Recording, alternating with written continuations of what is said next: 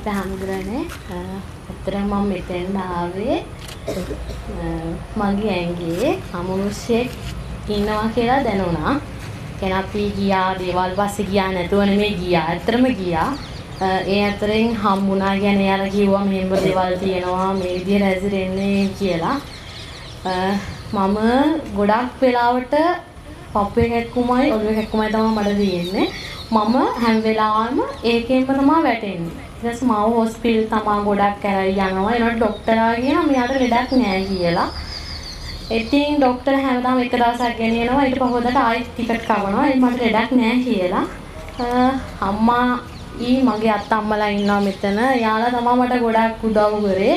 එයාලා තමයි කිව්වේ මෙහෙම තැනක් තියෙනවා යම් බලන්න පුතේ කියලා. ඉතින් මං අපේ හැමදෙරුව ආපු දවසේ අපේ හැමදෙරුව ඉස්සරහ මාව ගත්තා. මට අමාරු වෙලා හිටියට කොටත්. ඉතින් එතනින් තමයි අපේ හැමදෙරුව මාව එතන තමයි මට ඒ දවස් විතර ලෙඩක් තිබ්බේ. ඇත්තට මං එන්නේ අපේ හැමදෙරුව බලන්න මෙතන හැමදාම අම්මයි මයි දෙන්න. මට ලෙඩක් නෑ. මං එන්නේ උදව් කරන්න. ඒක මට ඇත්තටම සතුටුයි. කියන්නේ මට ඇත්තටම කිසිම ලෙඩක් නෑ. අපේ හාමුදුරුවෝ පින් සිද්ධ වෙන්න ඇත්තටම මට ලෙඩක් නෑ. දැන් මං හොඳට ඉන්නවා.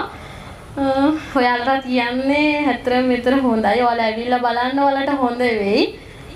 එතකොට ඔයාලට තේරෙයි අපි කියන දේ මොකද මේ අත්තම්මන් තියෙනවා ඇත්තටම තව කියනවනේ යාළුවනේ.